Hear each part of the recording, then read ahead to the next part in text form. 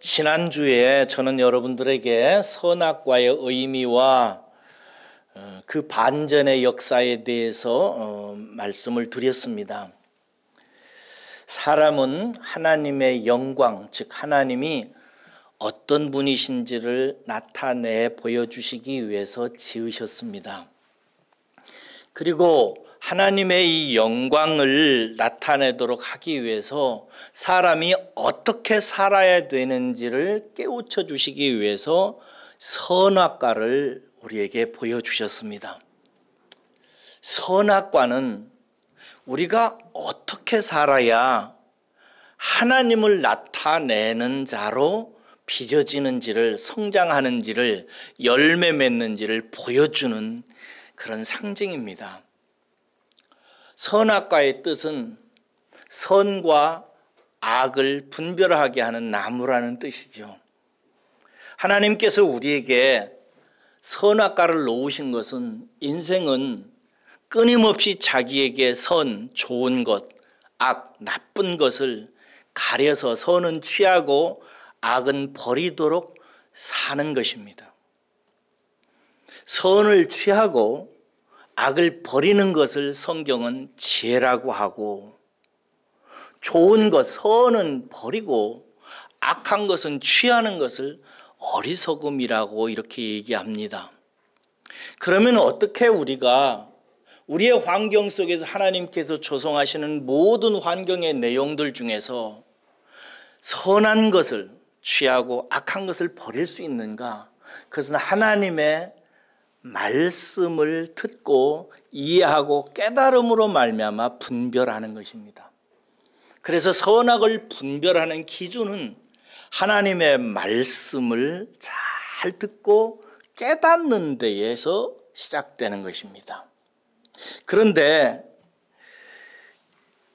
이 하나님의 말씀을 통해서 분별하라고 하는 이 하나님의 뜻 앞에 우리가 어떻게 순종하느냐 하는 것이 참 중요한 성경의 주제입니다. 순종이란 뭔가? 순종은 하나님의 말씀을 듣고 그 말씀을 이해하고 깨달아서 그 말씀이 뜻하는 바대로 사는 것을 순종이라고 말합니다. 그러므로 우리는 부단히 하나님의 말씀을 들어야 되고요, 이해하고 깨달아가야 됩니다. 그래야 지혜로운 삶의 열매를 맺게 되는 거죠. 이게 생명의 길입니다, 여러분. 그러나 아담과 하와는 생명의 하나님의 말씀 앞에 불순종해 버렸어요. 결과는 상상을 초월한 저주와 사망으로 돌아왔습니다. 극심한 고생과 고통이 그래서 인생에게 주어지기 시작하고 마침내는 하나님의 저주 가운데 살다가 영원한 사망으로 떨어지게 된 거예요. 이것이 선악과의 반전이라고 제가 설명을 드렸습니다. 하나님께서 선악과를 주신 것은 생명의 길을 가라고 주셨는데 첫 사람이 불순종함으로 말미암아 사망의 길을 내버린 것입니다. 이것이 선악과의 반전이라고 그랬어요. 저와 여러분은 그 후로부터 이 선악과 앞에서 깨닫고 분별하는 능력을 잃어버리고 악은 취하고 선은 버림으로 말미암아 끊임없이 그 어리석음으로 말미암아 화를 불려드리고 저주를 받고 슬픔과 눈물 가운데 사는 인생을 우리가 살아가는 것입니다.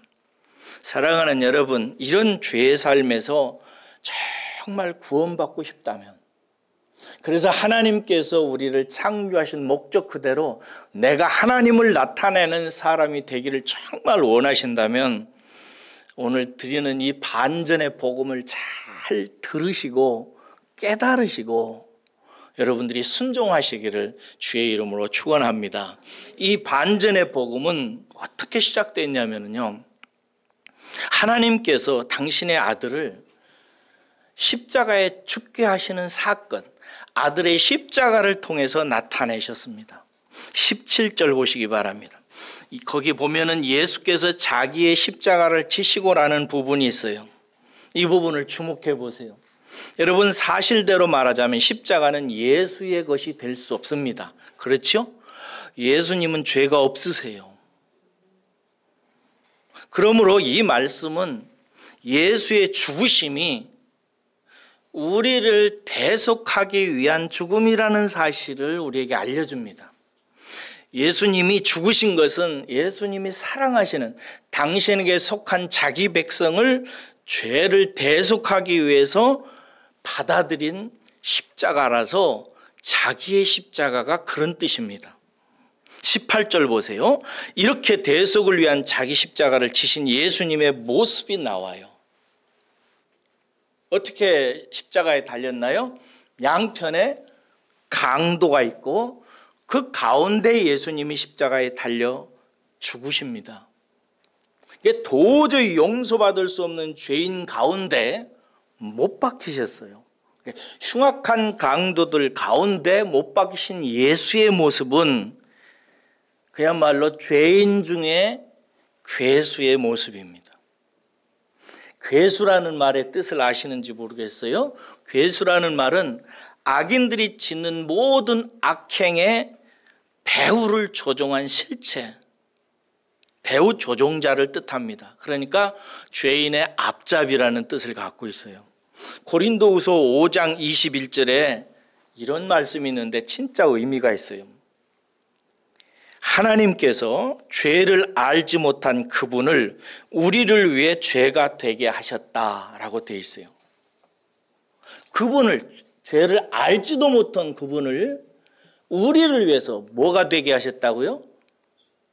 죄가 되게 하셨다고. 여러분, 죄는 뭐냐? 어리석은 인생으로 하여금 모든 악행을 저지르게 하는 실체예요. 죄는. 하나님은 모든 죄인을 죄인 되게 만든 실체, 즉 죄가 되게 하셨어요. 예수님을. 그래서 예수님은 모든 죄인을 죄로 만든 그 저주, 죄의 저주를 받기 위해서 두 강도 사이에 못 박히신 것입니다. 이렇게 못 박힌 예수는 숨을 거두기 전에 테텔레스타이 하고 외치십니다. 본문 마지막으로 가보세요. 28절 가보세요. 예수님의 최후의 모습을 잘 보십시오. 십자가에 달려 숨을 거두기 전에 예수님은 한 가지 사실을 예수님은 아십니다. 28절 보세요. 모든 일이 이미 이루어진 줄 아시고 라는 대목이 나오죠. 그리고 말씀하십니다. 목마르다. 그때 십자가 아래에는 신포도주가 가득 담긴 그릇이 있었습니다. 퀴즈. 왜 그 그릇에 신포도가 가득 담겨져 있었을까요? 이런 거 묵상해 보셨어요? 예수님이 안 마셨기 때문이잖아요. 처음 십자가에 달릴 때 신포도주를 예수님에게 먹이려고 했잖아요. 그런데 예수님께서 그것을 거부하셨잖아요. 계속해서. 그래서 신포도주가 예수님 몫에 신포도주가 그릇에 가득 담겨져 있었던 것입니다. 왜 거절하셨죠? 예수님께서 그 고통을 맨정신으로 온 피부로 온 몸으로 다 친히 겪으시기 위해서 그렇게 하셨죠. 아무튼 사람들이 그 가득 담긴 포도주를 이제 해면에 적셔가지고 예수님의 입에 대자 예수님께서 받으십니다. 왜요? 모든 일이 다 이제 이루어졌음을 아셨기 때문이죠. 그리고 30절 보세요. 다 이루었다 외치시고 숨을 거두시죠. 이 소리는 요한 외에 마가나 마태도 들었습니다. 그런데 이 말을 마태나 마가는 기록하지 못했습니다. 왜냐하면 무슨 말씀인지 마태나 마가는 들을 수가 없었어요. 왜 그랬을까요? 멀리 있어가지고 예수님이 죽으시기 전에 뭐라고 말씀하시고 죽었는데 그 말이 무슨 말인지 몰라서 기록을 못했다고 나와 있는데 요한은 진짜 이거 다행이에요. 요한이 만약에 이 말을 못 들었으면 어쩌을까 저는 아찔합니다. 다행히 요한은 주님 가까이 있었어요. 십자가를. 이게 주님의 숨소리까지도 들을 정도로 가까이 있었기 때문에 요한만이 이 말을 알아듣고 적어놓은 것입니다. 그러므로 사랑하는 여러분, 여러분도 마음을 주님께 가까이 하고 이 말씀을 들으세요. 주님께서 뭐라고 외치셨냐면 테텔레스타 하고 외치셨어요. 외치시기는 외쳤는데 숨을 거두시기 전에 그 소리가 입 사이로 새어나왔기 때문에 마태나 마가는 못 알아들었어요. 근데 요한은 분명히 들었어요. 테텔레스타. 이 말의 뜻은 다 지불됐다, 다 갚았다, 다 해결했다라는 뜻입니다. 원래 이 말은 로마인들이 상업 거래용 단어입니다. 상업 용어예요. 어떤 물건에 합당한 대가를 지불할 때 쓰는 말이에요. 여러분 이 말을 들으세요. 테텔레스타예요. 예수님은 우리의 모든 죄값을 다 지불하셨습니다. 다 갚으셨습니다. 저와 여러분들의 죄로 말미암아 문제가 된 모든 문제를 다 해결하셨습니다. 그러므로 여러분, 저와 여러분들이 알아야 되는 게 있는데 우리는 저와 여러분들이 범죄한 그것 때문에 할 것이 아무것도 없습니다. 아무것도 남아있지 않습니다. 우리가 죄 때문에 해야 하는 게 있다면, 만약에 있다면 그것은 죄의 삭슬, 값을 지불해야 되는 거겠죠. 성경에 죄의 삭슬은 뭐라고 그랬어요? 사망이라고 그랬습니다. 그런데 예수께서 우리의 죄의 삭스로 사망에 던져지신 것입니다. 그러므로 그분의 죽으심은 곧 우리의 죽음입니다. 무엇에 대한 죽음인가? 죄의 삭스에 대한 죽음이고 죄에 대한 죽음입니다. 죽음은 무슨 뜻을 갖고 있다고 그랬어요? 끊어졌다, 상관없다, 단절됐다라는 뜻입니다. 우리는 죄에 대해서 끊어졌습니다. 믿으시기를 주의 이름으로 축원합니다. 죄의 삭스에 대해서 우리는 변제할 아무런 의무를 남아있지 않습니다. 사망에 대해서도 상관없게 되었고 지옥에 대해서도 상관없게 되었고 하나님의 어떤 저주에 대해서 상관없게 되었습니다. 믿으시기를 주의 이름으로 축원합니다. 내가 그리스도와 함께 십자가에 못 박혔나니, 내가 주님과 함께 십자가에 죽었기 때문에 이제 상관없는 인생이 되었는데, 사망에 대해서, 죽음에 대해서, 율법에 대해서, 지옥에 대해서, 모든 저주에 대해서 우리는 상관없는 존재가 된 것입니다. 믿으시기를 주의 이름으로 축원합니다. 여기에서 선악과의 반전의 복음을 깨달으셔야 돼요. 조금만 더 깨달으라고 제가 로마서 말씀을 여러분들에게 함께 읽기를 원합니다. 로마서로 가보세요. 로마서 5장 16절에서 19절입니다. 로마서 5장 16절에서 19절까지 보겠습니다.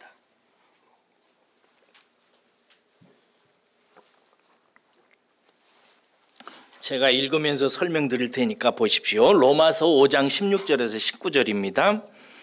또 이 선물은 하나님께서 우리에게 주시는 선물이에요. 이 선물은 범죄한 한 사람으로 말미암은 것과 같지 아니하니 심판은 한 사람으로 말미암아 정죄에 이르렀으나 은사는, 여기 선물이라는 뜻입니다. 선물은 많은 범죄로 말미암아 의롭다 하심의 이름이니라. 그 다음에 보세요. 한 사람의 범죄로 말미암아 사망이 그 한 사람을 통하여 왕노릇하였은즉 더욱 은혜와 의의 선물을 넘치게 받는 자들은 한 분 예수 그리스도를 통하여 생명 안에서 왕노릇하리로다. 18절. 그런즉 한 범죄로 많은 사람이 정죄에 이른 것 같이 한 의로운 행위로 많은 사람이 의롭다 하심을 받아 생명에 이르렀느니라. 19절이 중요합니다. 한 사람이 순종하지 아니함으로 많은 사람이 죄인 된 것 같이 한 사람이 순종함으로 많은 사람이 의인이 되리라. 19절 보세요. 한 사람이 순종하지 아니함으로, 여기에서 한 사람은 누구예요? 아담을 말합니다.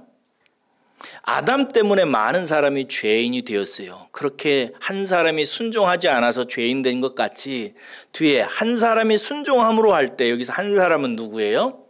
예수님입니다. 예수님이 순종함으로 많은 사람이 의인이 되리라. 이렇게 되어 있어요. 여러분, 하나님은 생명의 길을 우리에게 알려주시기 위해서 우리에게 선악과를 주셨어요.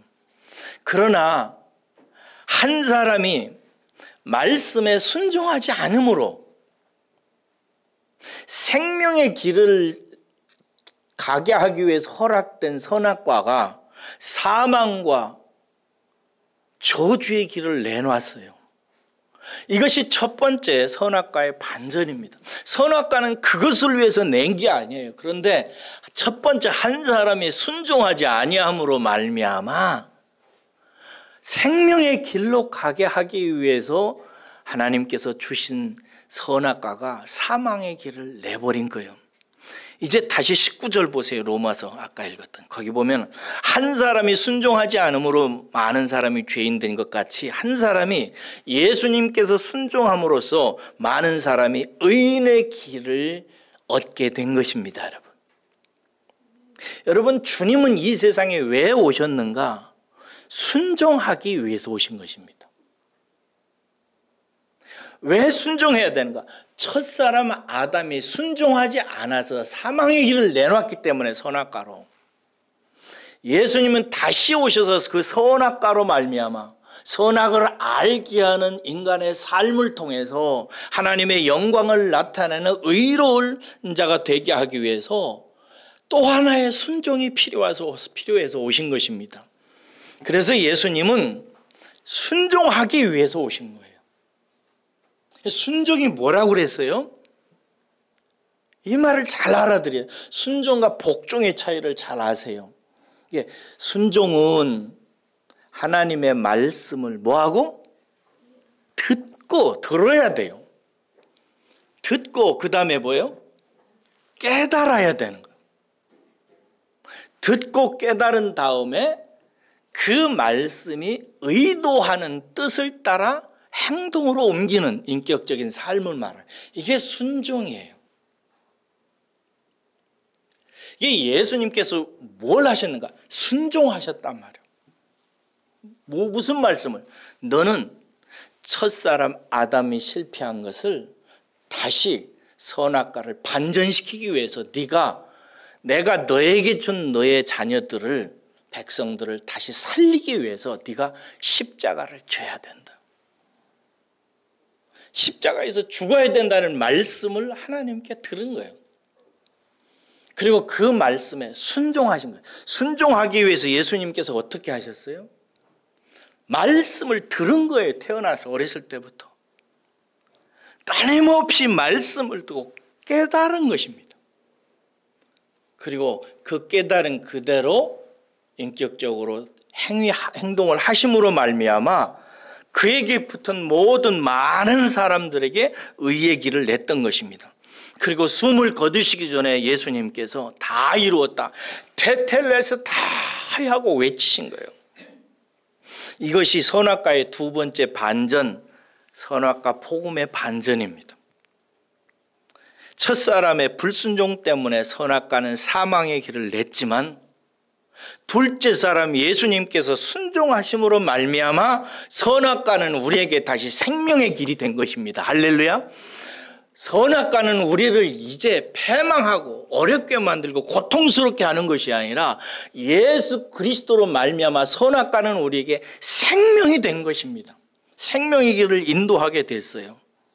이것이 영원전부터 예정하신 우리를 사랑하신 아버지 하나님의 선물이에요. 세상 모든 사람들은 선악과로 말미암아 사망의 길을 낸 첫사람에게 속해서 영원한 멸망으로 떨어지지만 저와 여러분들은 영원전부터 하나님의 예정을 입어서 둘째 사람 예수 그리스도의 순종으로 말미암아 선악을 알게 하는 삶으로 다시 인도를 받아서 선은 취하고 악은 버리는 지혜로운 삶을 살도록 다시 부름을 받은 자라는 사실을 깨달으시고 이 인생을 여러분의 삶으로 받아들이시기를 주의 이름으로 축원합니다. 그래서 우리는 끊임없이 상황에 따라서 사람에 따라서 시간에 따라서 변화하는 세상의 모든 사건과 내게 들어오는 모든 일들이 무엇이 선인지 무엇이 악인지, 무엇이 내게 좋은 것인지 무엇이 내게 나쁜 것인지를 잘 분별해서 지혜롭게 살아야 돼요. 그래야 생명의 길로 가는 것입니다. 그러기 위해서는 반드시 순종하는 삶을 익혀야 된다고. 제가 오늘 광고 시간에도 여러분들에게 눈물로 호소한다고 하잖아요. 하나님의 말씀을 부단히 들으시라고. 그냥 내가 안다고 생각하면 진짜 안 돼요, 여러분. 어린아이가 부모가 학교를 보내는데 나 안 갈래요. 선생님 말씀 안 들어. 나 그냥 내가 알아서 살래. 이러면 그 부모가 그 자식을 볼 때 얼마나 속이 타겠습니까? 하나님과 저의 마음도 마찬가지입니다. 부단히 하나님의 말씀을 듣고 이해하고 깨달아가야 돼요. 이게 생명의 길로 가는 길입니다. 그래야 그 사람이 선은 취하고 악은 버리는 지혜로운 사람이 되어져 가는 거예요. 그러시기를 우리 예수님의 이름으로 축복합니다. 자, 이제 이 선물을 주기 위해서 예수님께서 품으셨던 뜻을, 하나님께서 품으셨던 뜻을 한번 보십시다. 베드로전서 2장 24절 가보세요. 베드로전서 2장 24절입니다.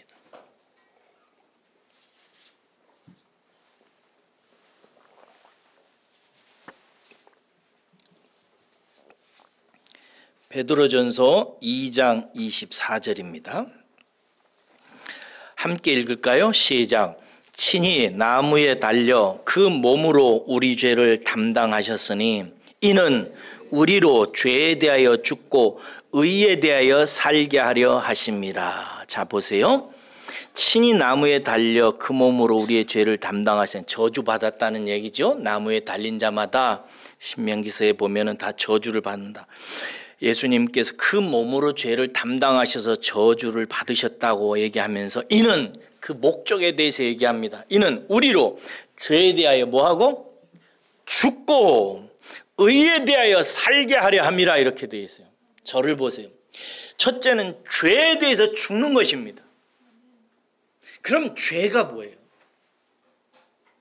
제가 누차 여러분들에게 말씀드렸습니다. 죄가 도둑질하는 겁니까? 아니요, 도둑질하게 하는 거예요. 죄가 욕하는 것입니까? 아니요, 욕하게 만드는 거예요. 죄가 음행을 하게 하는 것입니까? 아니요, 죄는 음행을 하게 만들고야 마는 것입니다. 시기하고 질투하고 분쟁하고 모든 악행을 하게 만드는 것이 죄예요. 그럼 죄는 뜻이 뭐라고 그랬어요? 하나님의 말씀을 떠나서 자기의 생각과 뜻대로 행하는 모든 인격적인 행위를 말하는 것입니다. 이게 죄예요. 예수님께서 십자가에 달려 죽으신 이유에 대해서 이는 죄에 대해서 우리가 죽게 하기 위해서 그런 거예요. 하나님 떠나서 말씀 상관없이 자기의 마음대로 뜻과 생각대로 사는 그 삶에 대해서는 상관없는 삶을 살게 하려고, 그렇게 사는 삶은 이제 그만하게 만들려고, 자기의 생각과 뜻을 따라서 인생을 경영하는 그 옛적의 첫사람으로부터 말미암은 하나님께 순종하지 않은 사람이 유전해 놓은 그 인생길에는 이제 더 이상 관계를 끊어버리고 살지 않게 하시려고 예수님께서 저주를 받으셨다, 이 말이에요. 그러니까 그 죄된 삶은 살아야 되겠어요. 이제 그만 끊어야 되겠어요? 끊어가야지요. 그러시기를 주의 이름으로 축원합니다. 그 둘째, 그러면 두 번째 목적은 뭐예요? 죄에 대해서 죽게 하는 것은 부정적인 의미라면 긍정적인 의미는 뭐라고 돼 있어요? 의에 대하여 살게 하기 위해서. 의는 뭐예요? 여기서 의는 그 앞에 죄에 대해 죽는다는 말하고 의에 대해서 살라는 말은 서로 대꾸예요. 반대란 말. 죄와 의는 서로 반대되는 뜻을 지금 사용하고 있어요. 죄가 하나님의 말씀을 듣지 않고 자기 뜻대로 사는 인격적인 행위라고 말할 때 의는 뭐냐? 의라고 하는 단어 그치나 하나님이 인정하시는 것을 말하잖아요. 의롭다, 옳다라고 하는 뜻을 갖고 있어. 죄는 하나님이 절대 의롭다, 옳다 하지 않으세요. 인정 안 하십니다. 하나님이 인정하는 의는 뭐냐? 하나님의 말씀을 듣고 묵상해서 깨닫고 그 말씀이 의도하는 바대로 살아가는 것을 의라고 그래요. 예수님께서 십자가에 달려서 나무에 달려서 죽으신 이유는 죄된 삶, 옛적에 우리가 첫사람 아담 그 순종하지 않았던 그놈으로부터 말미암은 유전적인 받은 그 삶, 내 생각과 내 뜻대로 내 인생을 마음대로 경영했던 그 삶에 대해서는 이제 상관없게 만드시고 하나님이 인정하시는 의로운 삶, 즉 하나님의 말씀을 듣고 묵상하고 깨달아서 하나님의 뜻대로 살아가는 그 삶, 다른 말로 말해서 순종, 이거예요. 하나님이 인정하시는 의는 뭐냐? 순종하는 삶입니다. 이것을 위해서 예수님께서 죽으셨어요. 그래서 저와 여러분들은 끊임없이 이 길을 향해서 이제 가야 되는 거예요. 이게 우리 인생길이에요. 그러니까 여러분 생각대로 인생 막 살아가 놓고 자꾸 일이 안 풀리고 죄와 사망의 그늘에 자꾸 앉는 것은 시편에 얘기한 대로 여호와의 말씀을 경멸했기 때문이라고 나와 있잖아요. 여호와의 말씀을 경멸하는 자의 삶 속에는 눈물과 고통과 괴로움이 쌓여져 가는 거예요. 그래 놓고 몸 망치고 인생 망치고 자식 망치고 가정 힘들게 만들어 놓고 그리고 하나님 앞에 건강하게 해달라, 돈 달라, 사업 잘 되게 해달라, 오래오래 살게 해달라고 이런 기도가 얼마나 하나님을 아프게 해드리겠어요. 하나님이 인정하시는 삶, 의의 삶으로 순종하는 삶으로 돌아오시기를, 그 길을 걸어가기를, 그게 내 인생길이다라고 생각하고 끊임없이 하나님의 말씀을 듣고 깨닫는 삶으로 가야 마태복음 13장에 나와 있던 대로 30배, 60배, 100배 열매를 맺는 하나님의 영광을 나타내는 성도로 변화되어져 가는 것입니다. 그러시기를 주의 이름으로 축복합니다. 예, 그래요. 자, 그러면 이제 간단하게나마 하나님이 인정하시는 삶, 의로운 삶, 순종하는 삶의 예를 확인해 봅시다. 오늘 본문 말씀에서 19절에서 22절까지 해서 한번 발견해 봐야 돼요. 저는 이거 묵상 많이 하고 발견한 것입니다. 들어보시기 바랍니다. 빌라도가 여기 보니까 19절에서 22절 보세요. 빌라도가 예수의 십자가 위에다가 팻말을 붙여요. 유대인의 왕 이렇게. 이게 그 모든 사람이 볼 수 있도록 붙였는데 히브리 말로도 쓰고 로마와 헬라어, 그때는 만국 공통어란 말이에요. 만국 공통어로 이렇게 써붙였어요. 그러자 유대인의 대표자였던 대제사장들이 막 항의를 하면서 고치라고 그래요. 뭐라고 고치라고 그래요? 자칭 유대인의 왕이라고 써야 된다고. 그러자 빌라도가 내가 쓸 것을 썼다, 내 말이 맞다라는 얘기죠. 여러분, 이방인 빌라도도 하나님이 택하신 유대인들의 왕, 예수님이 유대인의 왕이라는 게 맞다고 하는데 정작 자기 백성인 유대인들은 반대하는 장면입니다. 우리가 이미 살펴봤습니다만 요한복음 1장 10절에서 11절에 이렇게 되어 있습니다. 그가 세상에 계셨으며, 여기서 그는 예수님이죠. 그가 세상에 계셨으며 세상은 그로 말미암아 지은 바 되었으되 세상이 그를 알지 못하였고 자기 땅에 오매, 특별히 하나님께서 구약시대에 선택했던 자기 땅에 오매 자기 백성이 영접하지 아니하였으니, 이렇게 되어 있습니다. 세상에 계셨고 자기 백성들에게 분명히 보여주셨지만 자기 백성들은 예수님을 자기들의 왕으로 모시지 않았어요. 요한은 이런 유대인들의 행위를 고발하면서 요한복음 1장 12절에서 이어서 세상에 이렇게 선포합니다. 그러나 영접하는 자, 곧 그 이름을 믿는 자들에게는 하나님의 자녀가 되는 권세를 주신다. 세상을 지으신 자가 왔는데 세상은 알지 못했고, 심지어 하나님께서 자기 백성으로 삼고 예수님에게 자기 백성으로 준 그 백성도 예수를 왕으로 영접하지 아니하고 주로 영접하지 아니하고 메시아와 그리스도로 영접하지 아니하였다라고 요한은 고발하면서, 그러나 영접하는 자는 하나님의 자녀가 되는 권세를 선물로 받을 것이다 라고 선포하고 있는 것입니다. 여러분, 하나님이 인정하시는 최고의 의, 성도가 하나님 앞에 보일 수 있는 최고의 순종은 뭐냐? 예수님 믿는 것입니다. 예수님을 주님으로 마음으로 영접하는 거예요. 예수님을 왕으로 마음속에 모셔드리는 것입니다. 예수님을 인생의 주인님으로 모셔드리는 것, 이것이 성도가 하나님 앞에 보일 수 있는, 하나님의 백성이 그 왕이신 하나님께 보일 수 있는 최고의 순종이에요. 여러분들은 그런 면에서 아주 참 잘하신 분들입니다. 이것만 하면 하나님께서 엄청난 선물을 주시는데, 하나님의 아들, 딸, 자녀가 되는 권세를 그 자녀들에게 주세요. 그 권세는 누구의 손에 있어요? 아니죠. 저와 여러분들은 예수님을 주로 영접해서 그 권세를 받았어요, 안 받았어요? 지금 누구 손에 있어요? 내 손에 있어요. 여러분들은 하나님 앞에서 내가 당신의 아들입니다, 내가 당신의 자녀입니다 주장할 수 있는 권세가 여러분들에게는 있어요. 할렐루야. 왜? 예수를 영접함으로 말미암아 하나님께서 주신 선물이니까. 째째하게 하나님이 선물 주시고 내가 잘못한 것 같다, 요한이 이상한 말 했다, 이렇게 하실 리가 없지요. 그렇죠? 네, 우리에게는 그런 권세가 있습니다. 다음, 그렇게 하나님의 자녀가 된 성도가 예수를 통해서 예수의 십자가 아래서 얻어야 되는 게 있어요. 예수의 십자가를 보면서, 그렇게 예수님을 왕으로 영접해서 하나님의 아들과 딸이 된 사람이 예수님의 십자가를 우러러보면서 반드시 봐야 되고 얻어야 되는 게 있어요. 그게 뭐냐? 23절에서 24절에서 발견해 보십시다.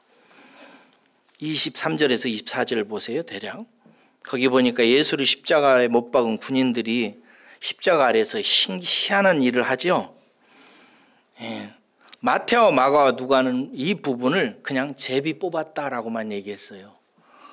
멀리에서 제비를 뽑는 것을 보고서 기독만 한 거예요. 그런데 요한은 각 다 있었어요. 그래서 그 사람들이 하는 말을 다 들었어요.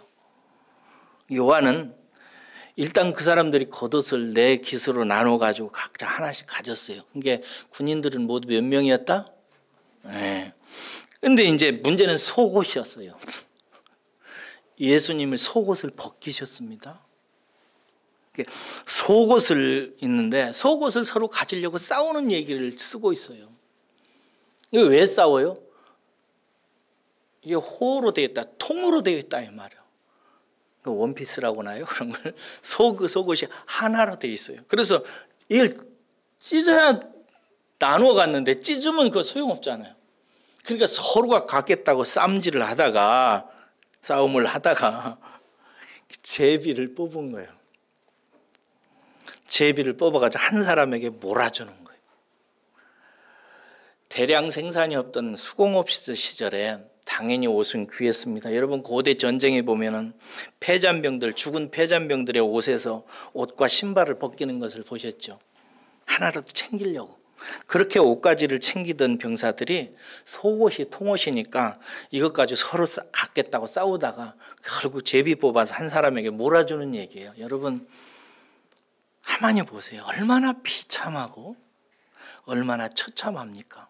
그들의 가난 문제는 그렇다 치고 여러분 지금 하나님의 아들, 세상의 구원자 메시아가 죽는데 그들이 지금 집중하는 게 뭐예요? 대체 이놈들이 뭘 보고 있는 거예요? 뭘 가지려고 애쓰고 있죠? 하나님의 아들이 생명의 길, 영생의 길, 하나님의 아들과 딸이 되는 길을 내시기 위해서 지금 십자가에 달려 죽으시는데 그 밑에서 이놈들이 지금 뭐 하고 있냐 이 말이에요. 그 영광스럽고 비밀한 십자가의 역사가 펼쳐지고 있는 그 아래에서 이 사람들이 도대체 뭐 하고 있어요? 저는 저와 여러분들에게 묻고 싶어요. 예수 그리스도의 십자가 아래에서 영원한 생명을 얻어서 하나님의 아들과 딸이 됐는데 우리는 그 십자가 은혜 아래에서 뭐 하고 살고 있죠? 뭐에 관심 있어요?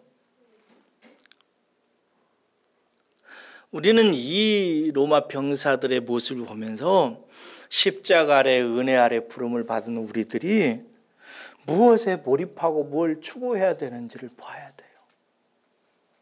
그게 뭐예요? 하나님의 자녀로서 영원한 옷에 관심을 가져야 돼요. 로마서 13장 14절에 이런 말씀이 있어요. 너희는 오직 주 예수 그리스도로 옷 입고 종욕을 위하여 육신의 일을 도모하지 말라. 오직 주 예수 그리스도로 옷을 입으라고. 여러분 성경에서 옷이란 뭐냐면 인격적인 행위를 말합니다. 인격적인 존재가 생각하고 판단하고 행동하는 의지적인 삶, 이 인격적인 행위를 옷이라고 그래요. 그러니까 여기 본문 말씀에서 그리스도로 옷 입고라는 표현을 주목해야 돼요. 그리스도가 옷이라 이 말이에요. 이게 무슨 말이에요? 그리스도가 우리의 인격의 모델이에요. 우리가 입어야 될, 행동해야 되는 인격의 모델이라는 뜻이에요. 이쯤에서 퀴즈를 한번 내봐야지. 저는 설교문을 쓰면서 여기 대목에서 웃었어. 과연 우리 성도들이 맞출 수 있을까? 맞출 수 없을까? 태초에 하나님께서 에덴 동산에 생명나무와 선악과를 놨죠. 이제 선악과는 많이 공부했어요. 생명나무는 무엇을 나타낼까요? 성경을 안 읽어서 몰라. 성경에 다 나와 있어. 생명나무는 뭘까요? 예수님이에요. 그래요. 예수님이에요. 우리의 의에 오신 예수님이에요. 우리가 어떻게 살아야 되는지, 우리가 어떻게 인생을 경영해야 되는지를 보여주는 예수님이에요. 이게 에덴 동산이라고 하는 내 인생의 한가운데다가 하나님께서는 예수님을 두시기를 원하시고, 할렐루야, 선악과를 두셨어요. 이게 무슨 뜻이에요? 예수님을 보고 우리가 어떻게 행동해야 되는지, 어떻게 살아야 되는지 의에 오신 예수 그리스도를 보고 그의 옷을 입고, 예수 그리스도를 입고 선악을 분별하며 살으라는 거예요. 그러면 예수님의 의의 옷은 뭐예요? 어떻게 살아서 예수님이 순종했다니까. 순종은 뭐예요? 하나님의 말씀을 듣고 묵상하고 깨달아서 그 말씀의 뜻대로 살아가는 삶을 살기 위해서 이 세상에 오셨고 그 삶을 보여주셨고 그 삶이 우리의 본이 되어서 선악과 앞에서 선은 취하고 악은 버리는 삶을 살도록 보여주는 우리의 모델로, 생명의 모델로 서 계신 거예요. 그래서 우리는 예수님처럼 삶을 사는 것, 이것이 우리가 바라봐야 되는 거예요.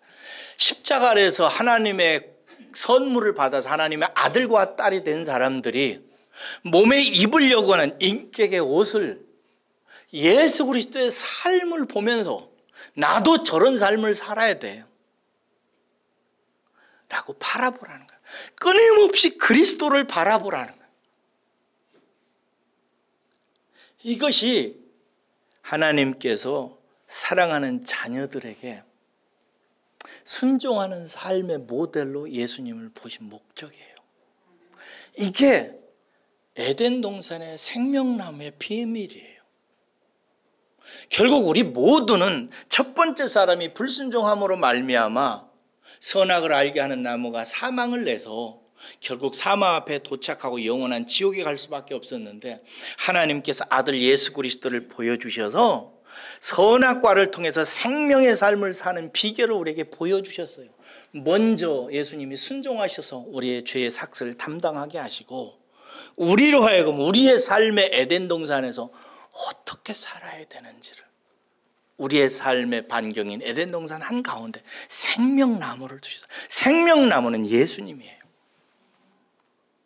그래서 계시록에 보면 나중에 그 생명나무의 열매를 우리에게 먹는다고 이렇게 돼 있다고요. 사랑하는 여러분, 그러면은 예수님이 그 순종하는 삶을 통해서 보여주는 궁극적인 모습은 뭔가? 하나만 더 봐요. 시간이 좀 그렇지만은 25절에 27절 보세요.